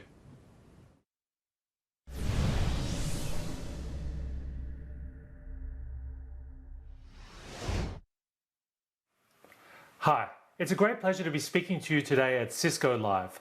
Although, I do need to be honest with you about something. 2020 was not a great year to be a futurist. Probably wouldn't have been a great year to have been a psychic or a fortune teller either. You know what? I get asked all the time, how is it that you failed to see COVID-19 coming? And it's true, I completely missed the coronavirus. And yet, in many ways, I don't think that was my real mistake. My real mistake was underestimating the capacity of some external event like COVID-19 having the potential to not only change the world, but essentially to bring the world of 2030 forward a decade to today. And that is exactly the unusual position we now find ourselves in. Although arguably it isn't the first time we've seen a civilization scale event like this. Go back 100 years to the Spanish flu of 1918.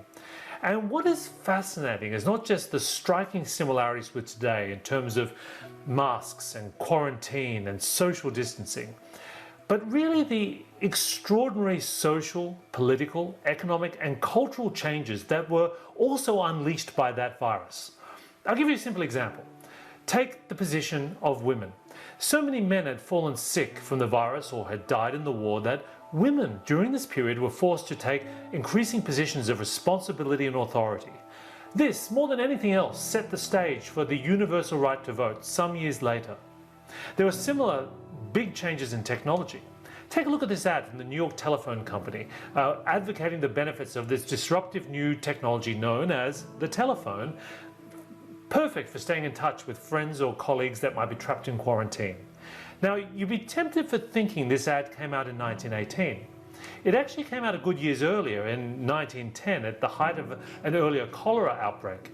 You see, by 1918, so many of the human operators working at switchboards had fallen sick from the virus that telephone companies were begging their customers not to use their telephones, for fear they might in fact overwhelm the network. It's a timely reminder that then, as now, that even in a time of accelerating technologies, when it really comes to transformation, it's still human beings that really count. And I have no doubt that similarly, as we now move into this time of rapid change, we are also fast moving into a completely new world, a world that also runs on very different rules. That is what I want to talk to you about today. I've got 3 new rules I want to present to you. And here is the first. I believe that there is no longer any such thing as digital disruption, just digital delivery. Let me explain. Digital disruption. I feel like we've been talking about this for years, and I'm sure by now you know all the cliches. You had Airbnb disrupting the travel and hotel business. You had Uber disrupting the taxi and transportation business.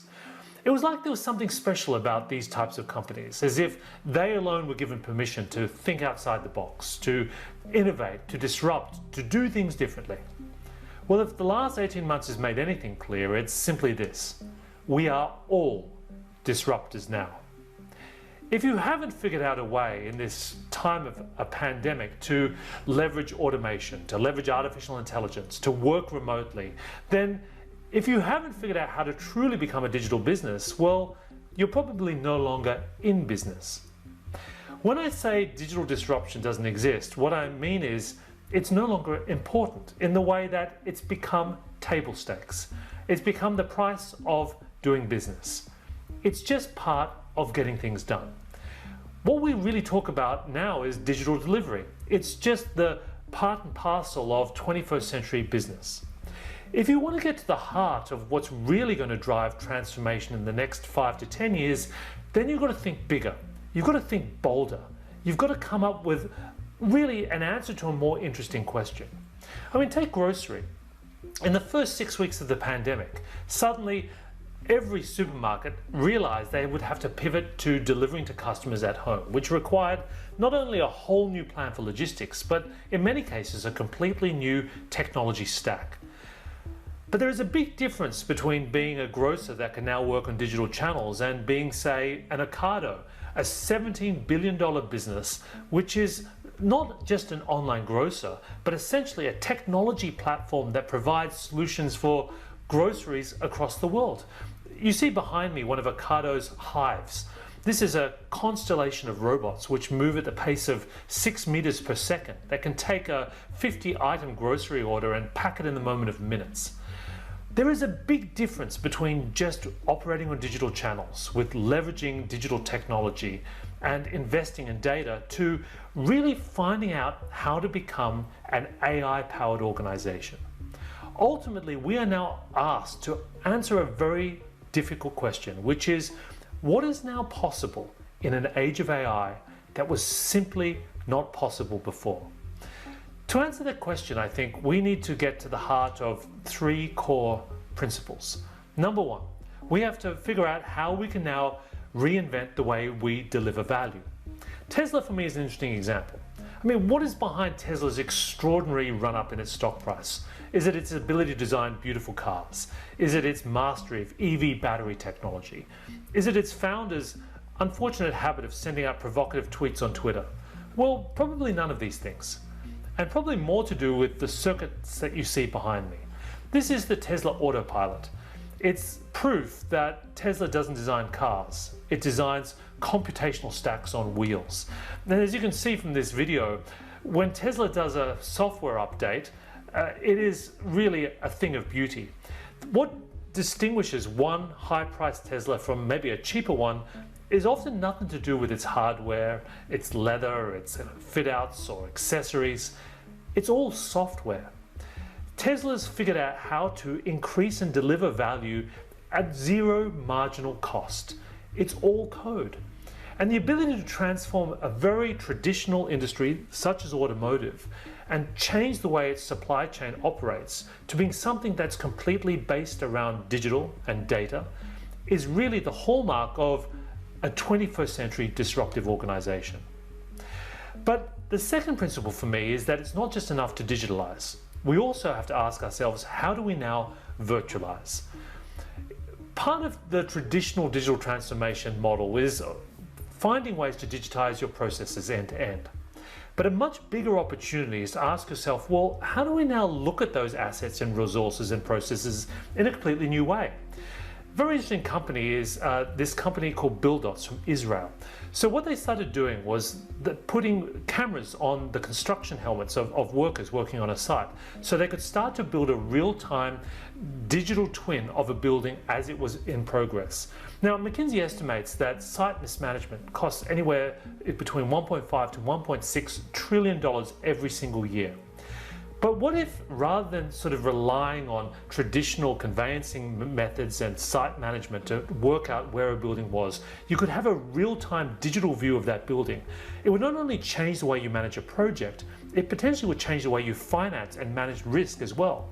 That is an example of virtualizing an asset rather than simply digitalizing a 20th century one.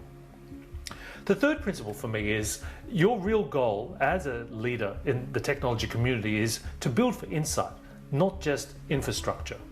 You know, it's fascinating when you look at an organization like Uber Eats, because they've been able to not only build a very efficient technology stack to run the business, it's all geared with building more and more insight. So they have so much information, not only on the efficiency of their deliveries and how people are interacting with the channel, they can actually start to build a picture of the kinds of foods that people want and use that to actually seed restaurants that don't even exist.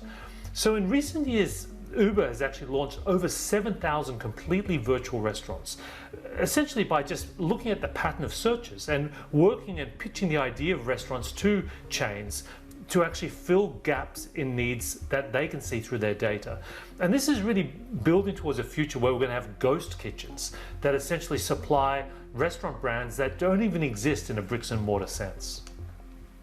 So for me, it's really about thinking about the end point of what do you get when you now have more data, more computation, more learning algorithms. It isn't just more efficiency and more speed. More is different.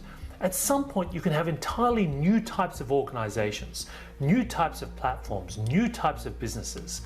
And finding that approach allows us to really think about what's possible in this new world. The pandemic has accelerated the digital reinvention of the world. This new era of AI-powered competition will reshape industries and organizations forever.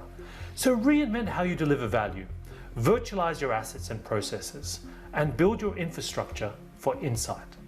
I want to give you a next action to consider as well. Constantly challenge your own assumptions about the future. Ask yourself, what are you missing? What can you learn from the youngest members of your team? Can you better incorporate their frame of reference and their experiences into your own ideas and plans for transformation? I also want to give you a mind grenade. It's like a challenge question you can think about later. What are 3 things that you thought were impossible that were in fact proved possible by the most recent pandemic? Rule number 2, there is no such thing as remote work, just work. So remote work's been something we've been talking about a lot lately, and in many ways I think the novelty has started to wear off, because while at first we were sort of entranced by the idea of not being in an office and we focused on the technology issues, suddenly we realized that the hardest part of remote work was not the technology at all. It was family interruptions. It was the cultural challenges of getting people to work effectively when they were in fact used to working together. And in fact, this is really a core insight, because it's often easy to try to focus on upgrading technology. But technology just changes, in a sense, the hardware of your organization.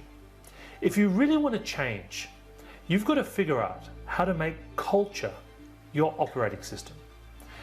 And this is not easy, because it's often the hardest thing when you have a new disruptive technology to figure out how it changes the way that people in an organization make decisions, the way they do things, the way they get things done. If you look at sort of the history of disruptive tech, long before AI, mobile phones, social media, probably the most disruptive technology was in fact electricity. And electricity had its iPod moment, if you like, in 1831 when the British scientist Michael Faraday invented the electric dynamo. Now this should have been the moment which unleashed a wave of transformation in industry. But actually it took a little bit longer than people expected. 5 years, 10 years, 20 years, 50 years. It actually took almost 82 years before someone came along, in this case Henry Ford, and said, so this electricity idea, this probably means we can not only power factories in a different way, we can design them in a different way as well. This was the origins of his idea of the moving assembly line, which was an early form of automation. But essentially, what happened was in the early 1900s, they'd just go to a factory, they'd take out a steam engine out, and they'd put an electric engine in. But they'd leave the whole infrastructure that had been there since the early Industrial Revolution. It took almost 100 years for someone to say, do you know what, this can fundamentally change the way we operate. We're not going to have 100 years this time. So if we can't very quickly figure out how AI, automation, algorithms, better security, how all of these things transform the way we do things, then we're in serious trouble. When I think about 21st century organizations, it's not the where that's changing, it's the how. And in particular, I think there are 5 attributes or values that will characterize modern business. And they are mobility, autonomy, memory, objectivity, and velocity. So let's talk about these. Mobility. Does it really matter where you are if you're trying to get something done? Now, you might think this question has been absolutely answered in the last 18 months, but I think we're just at the beginning of this journey. And the reason for that is that in many ways, remote work technology is nothing new. I mean, we've had prototype video phones since the 60s. But what's really changed, I think, is the bigger cultural question of how we create distributed organizations that allow decision making to happen anywhere. Think about it. When we start to move back to a more hybrid office, will it matter whether you're working from home or whether you're sitting in the boardroom? If it does matter, then you haven't really solved the mobility challenge, because it's not the bandwidth or the VPN or the collaboration platform that matters.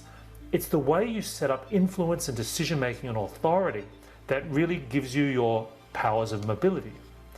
The second characteristic, I think, is autonomy, which is ultimately the ability of your teams to make decisions without central control. It's a defining characteristic, I think, of success. A little while ago, I had the opportunity to interview Harit Talwar, who's the head of the consumer division at Goldman Sachs that launched Marcus. Now, you'd remember Marcus. It's one of the world's most successful digital banks.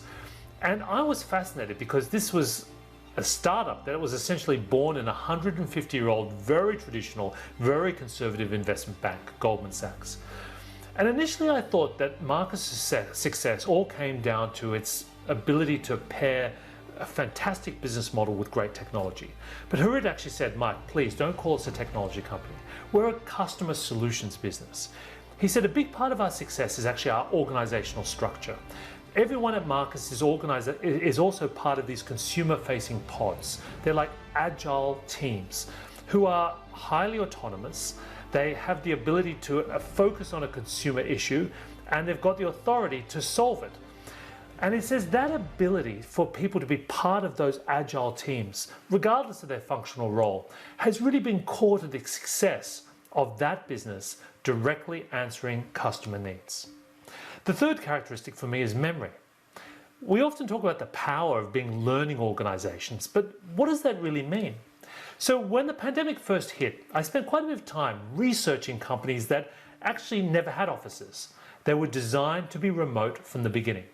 One such company is Zapier, software automation firm. I interviewed their CEO and founder, Wade Foster, who told me that one of the smartest things they learned early on was the importance of recording their key decisions. So whenever a key decision gets made, they record not only the outcome, but the thinking behind it and any data they used. This is fantastic when you're trying to bring new team members up to speed on the culture of your decision making. But it also allows new people to actually challenge decisions as well by looking at the underlying assumptions and whether they've changed.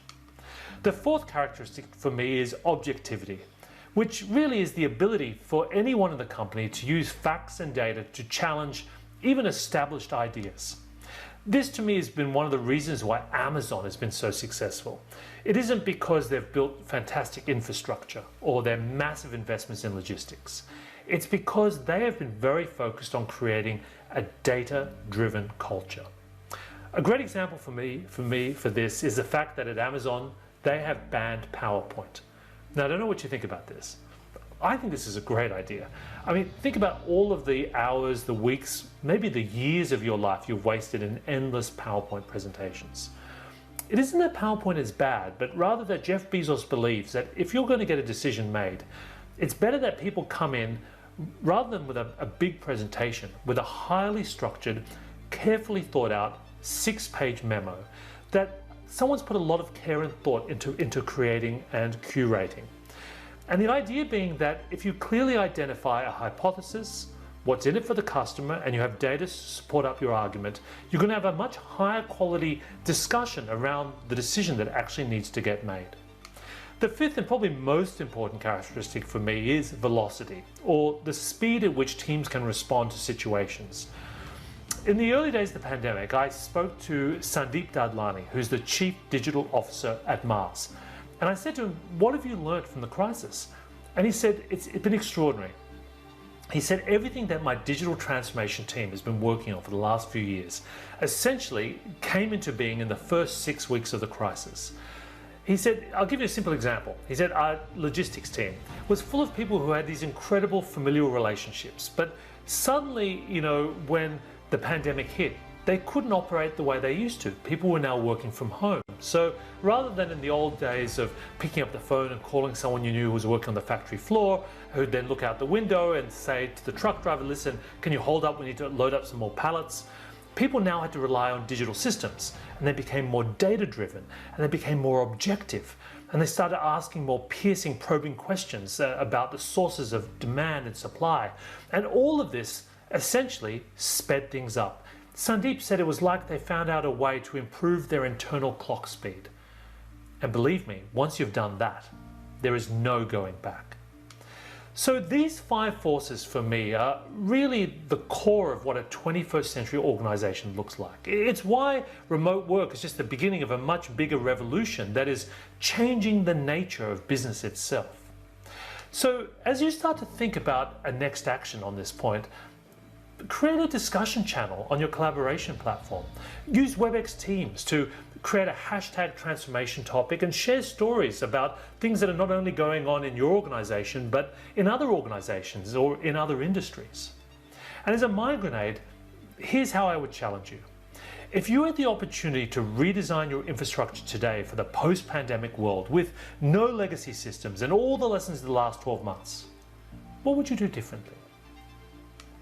Rule number 3, AI will not destroy jobs, but it will change them. We're going to see increasing uncertainty in the next few years about the role of automation and employment. People are going to be worried, but should they? Interestingly, if you look at history, in the early days of automation in the American Industrial Revolution, when they first brought automation, say, to the cotton industry, you can imagine the weavers were upset. Literally, here was their livelihood under threat. But in many cases, they didn't lose their jobs. Their jobs changed because rather than doing the physical weaving, they now had to maintain the machines that did the work for them. But as a result, the cost of cloth began to fall. People started to buy more cloth. And in fact, the number of people employed in this industry at the height of the Industrial Revolution in America between 1830 and 1900 didn't go down. It quadrupled. Something very similar happened in the financial services industry in the late 60s, early 70s when they brought in ATMs. Yeah, okay, you didn't now need as many bank tellers in a bank branch, but this meant it was cheaper to open up bank branches. So banks did just that. They opened up many more branches in many more places.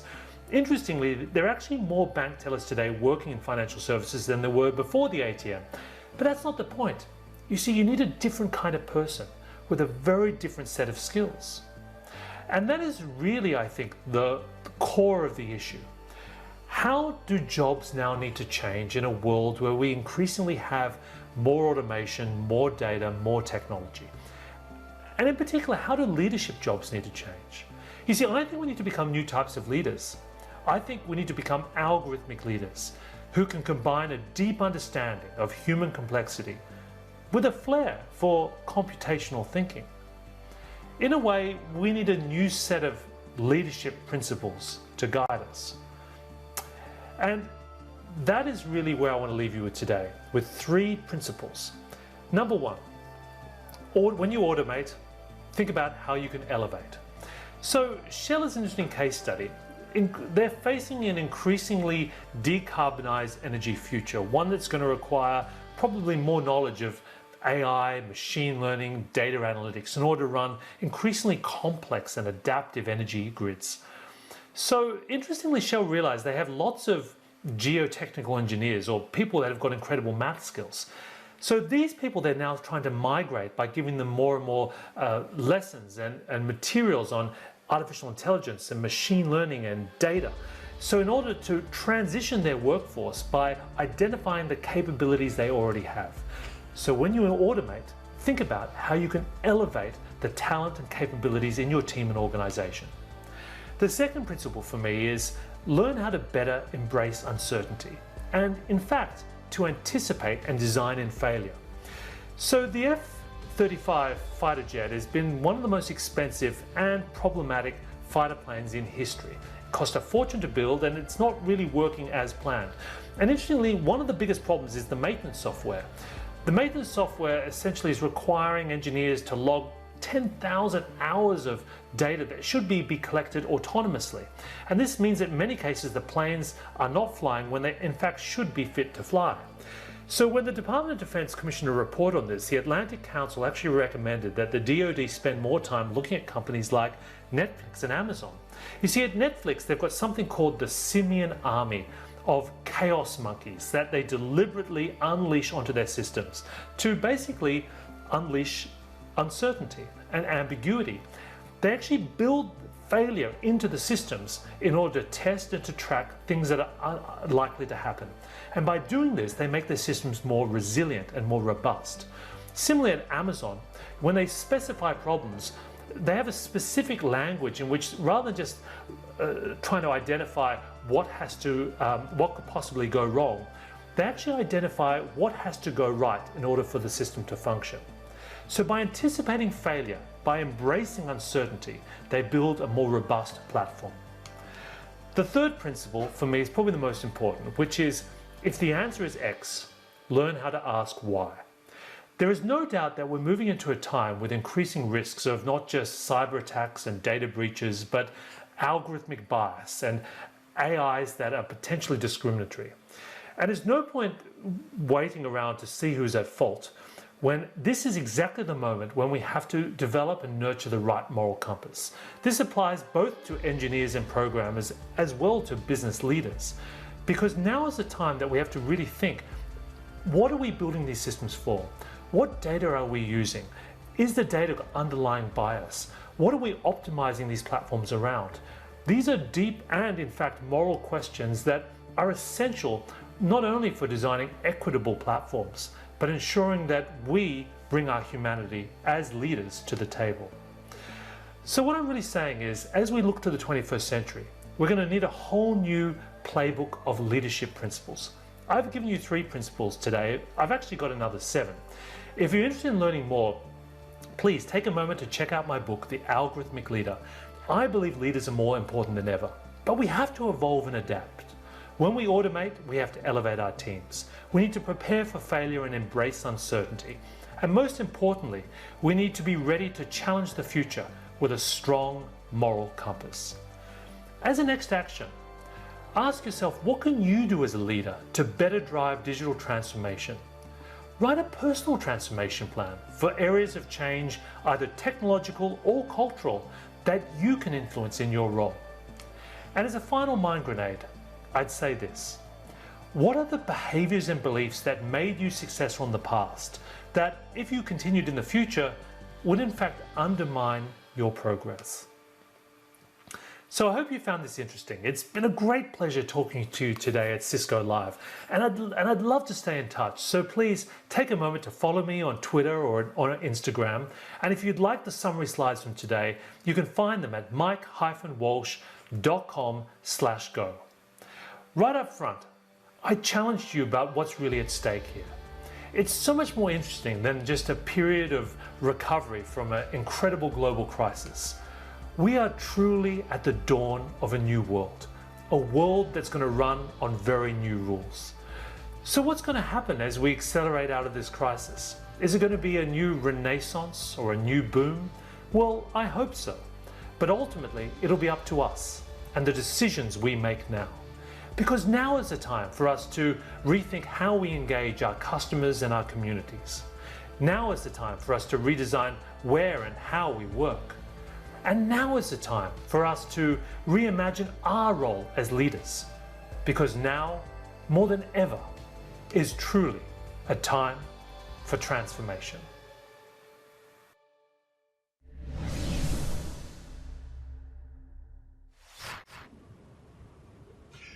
I love what Arnold Smith wrote on Twitter just now. He wrote, "Listening to the new rules for a new world on Cisco Live, the speaker's killing it.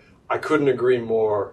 I love that session with Mike, and I particularly love the concept of mind grenades. Hey, let's look at the agenda of what's up next.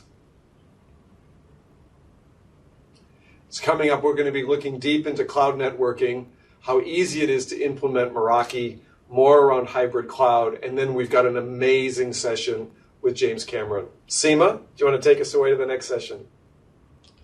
What a massive start to Cisco Live 2021. We are excited to be underway with the program and are even more excited to be introducing 2 very special performances for you.